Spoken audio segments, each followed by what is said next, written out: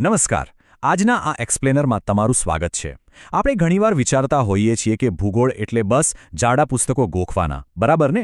પણ ના, એવું બિલકુલ નથી. ખરેખર તો તે આપણા રોજિંદા જીવન સાથે બહુ જ ઊંડાણથી જોડાયેલો વિષય છે. આજે આપણે પૃથ્વીને એક સાવ નવા જ એંગલથી જોવાના છીએ.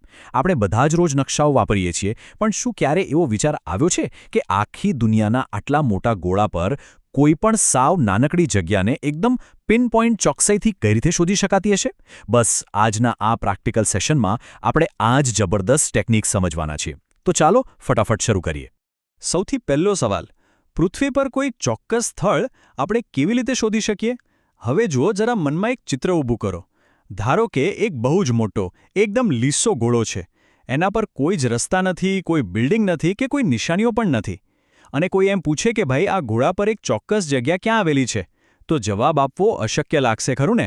સદીઓ પહેલાં જ્યારે જીપીએસ કે સેટેલાઇટ જેવું કંઈ જ નહોતું, ત્યારે જહાજોને દરિયામાં રસ્તો શોધવામાં બરાબર આવી જ મુશ્કેલી પડતી હતી. તો આનો ઉકેલ લાવવા માટે પૃથ્વી પર કેટલીક કાલ્પનિક રેખાઓ દોરવામાં આવી. આ લાઇન્સની મદદથી પૃથ્વીના કોઈપણ ખૂણાને ગણિતની ભાષામાં એક પરફેક્ટ એડ્રેસ આપી શકાયો. અને આ જ એડ્રેસ શોધવાની પદ્ધતિ આપણે આજે શીખવાની છે. તો ચાલો આમાં થોડા ઊંડા ઉતરીએ. અક્ષાંશ એટલે કે લેટિટ્યૂડ આખરે છે શું? એકદમ સરળ ભાષામાં સમજીએ તો પૃથ્વીના બરાબર મધ્યમાં આવેલી એક કાલ્પનિક રેખા છે, જેને આપણે વિષુવવૃત્ત એટલે કે ઇક્વેટર કહીએ છીએ. હવે આ વિષુવવૃત્તથી પૃથ્વી પરનું કોઈપણ બીજું સ્થળ કેટલા ખૂણે આવેલું છે એ દર્શાવતું માપ એટલે અક્ષાંશ. અહીં એક વાત ખાસ યાદ રાખવાની કે આ કોઈ સીધું કિલોમીટરનું માપ નથી હોતું, પણ આ એક કોણીય અંતર એટલે કે એંગલ છે. જાણે પૃથ્વીના કેન્દ્રથી વિષુવવૃત્ત અને એ ચોક્કસ જગ્યા વચ્ચે એક એંગલ બનતો હોય. આ એક એવી સીડી જેવું છે જે વિષુવવૃત્તથી શરૂ થઈને પૃથ્વીના બંને છેડાઓ તરફ જાય છે.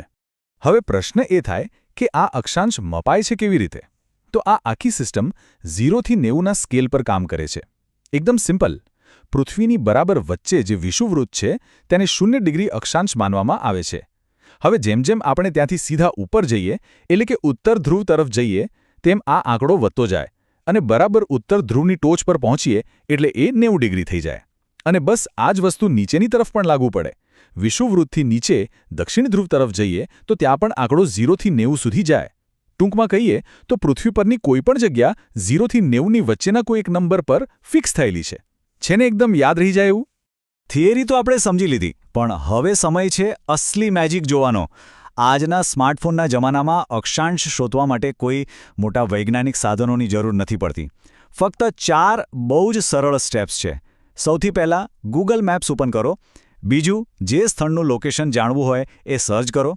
ત્રીજું, એ જગ્યા પર માઉસથી ખાલી એક રાઇટ ક્લિક કરો. અને ચોથું, રાઇટ ક્લિક કરતાની સાથે જ જે મેનુ ખુલે એમાં સૌથી પહેલો નંબર વાંચો. બસ આ જ છે એ સ્થળનો ચોક્કસ અક્ષાંશ. લિટરલી આટલું જ સરળ છે આ. ચાલો આ જ ટ્રીકને આપણા પુસ્તકના એક ઉદાહરણ સાથે જોડીને જોઈએ.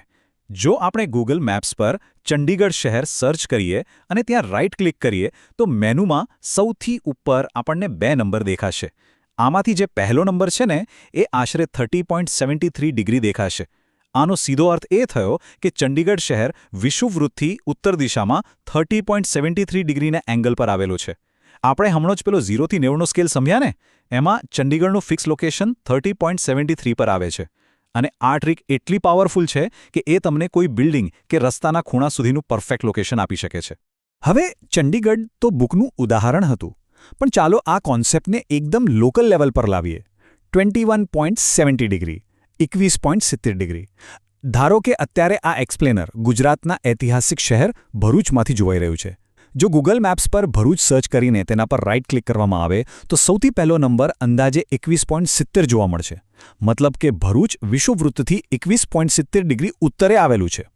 આવી જ રીતે દુનિયાના કોઈ પણ ગામ, શહેર કે દેશનો અક્ષાંશ માત્ર એક ક્લિકથી જાણી શકાય છે. વિચારો, ભૂગોળનો આ મોટો ડેટા આપણા પોતાના ઘરના એડ્રેસ સાથે કેટલી સરળતાથી જોડાઈ જાય છે. તો હવે આપણે આજના એક્સપ્લેનરના અંત તરફ છીએ.